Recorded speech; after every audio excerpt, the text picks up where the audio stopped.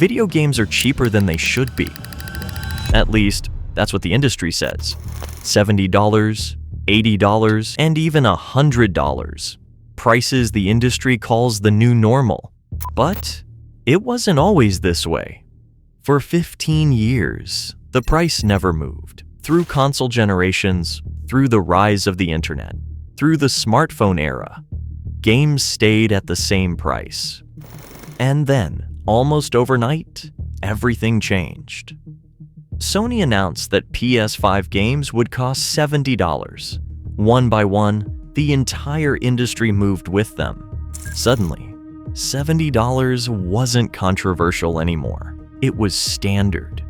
And the story of how we got here isn't just about rising costs or inflation. It's about a shift so quiet that most people never even noticed it was happening. So the real question isn't why games cost $70. It's why an industry bigger than movies and music combined needs you to believe that it's undervalued. Because if $70 became normal this quickly, what happens when even that stops being enough?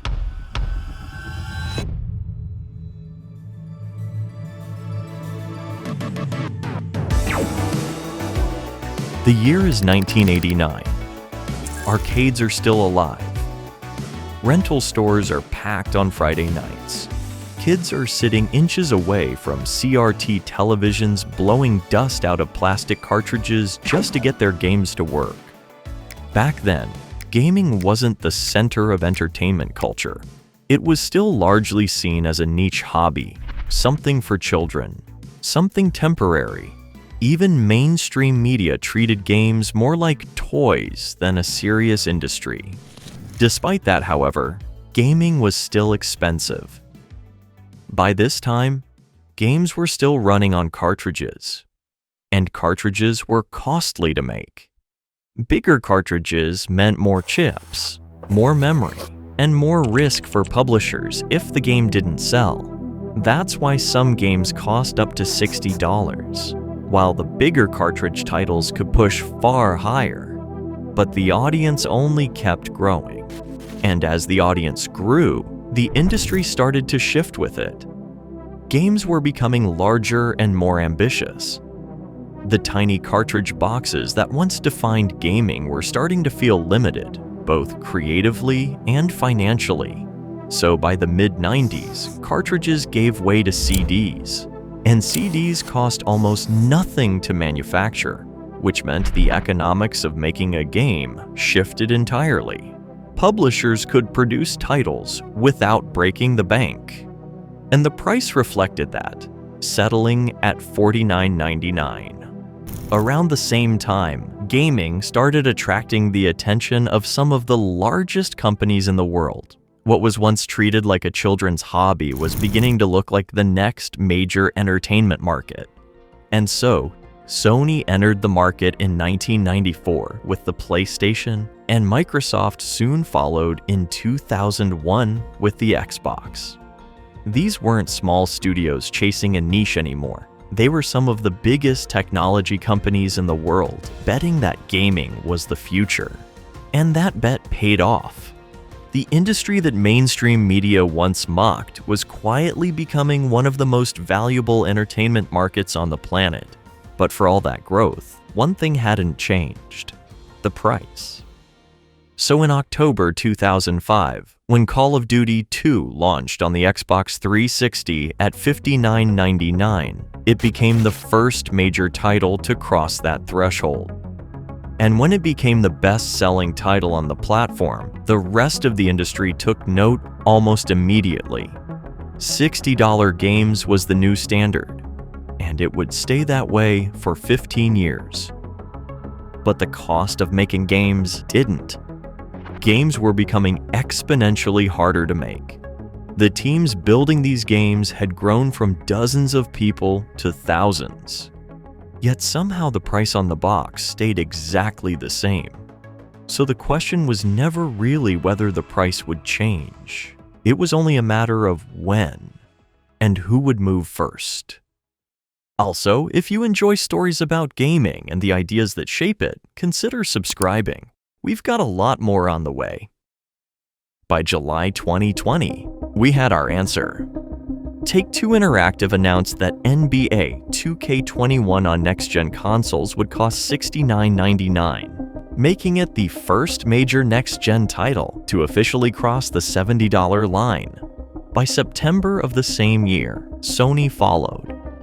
First-party PS5 games would now cost up to $70, and the executives behind these decisions weren't concerned. Strauss Zelnick, CEO of Take-Two, called it a very modest price change. And Jim Ryan of PlayStation was even more direct. When asked if £70 for a single game was fair, his answer was, yes, I do. If you measure the hours of entertainment provided by a video game, that's a very straightforward comparison to draw. Within months, the rest of the industry followed. But the justification was always the same: rising costs, bigger teams, more ambitious games. And on the surface, that sounds reasonable, until you look at what these companies were actually reporting at the time. Sony Interactive reported an estimated $25 billion in revenue, while Activision Blizzard reported over $8 billion in revenue and more than $2 billion in profit. These weren't companies on the edge.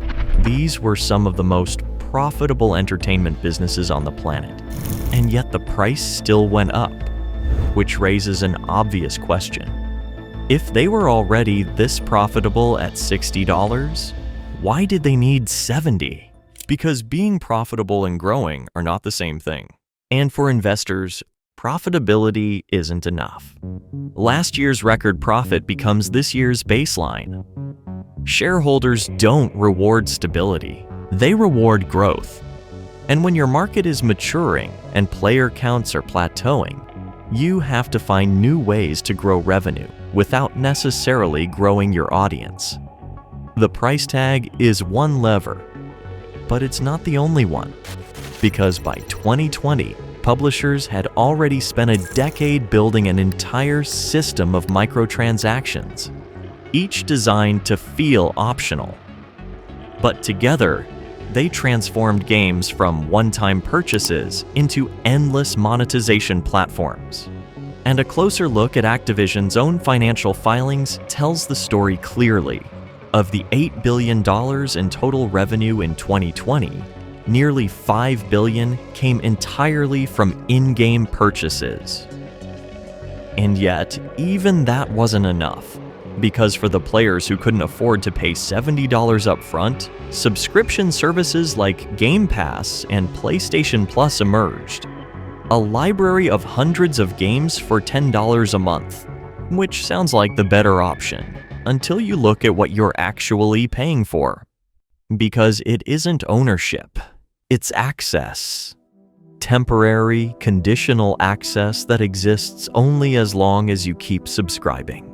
And only as long as publishers decide to keep their games on the platform. GTA 5 and Red Dead Redemption 2 have both entered and left Game Pass multiple times. Games you've spent hundreds of hours in can be there 1 month and gone the next.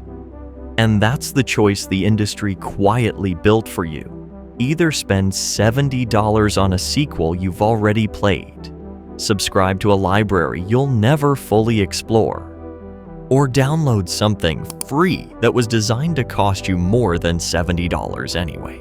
And that's what makes all of this feel bigger than a simple price increase. Because once an industry successfully changes what players see as normal, it rarely stops there. Because it took 15 years to move from $60 to $70. And now, after almost half a decade of $70 games, the industry has already started looking at what comes next. In 2026, a Bank of America analyst suggested that Grand Theft Auto 6 should launch at $80. Not because Rockstar needs the money, but because when the biggest game in the history of entertainment sets a new price point, the rest of the industry doesn't debate it. They follow. The same way they followed PlayStation in 2020, the same way they followed Call of Duty in 2005. The pattern has always been the same. One game moves the line. Everyone else moves with it. $70 felt shocking in 2020. Today, nobody blinks. Because the most powerful thing the industry ever sold wasn't a game. It was the idea that paying more was normal.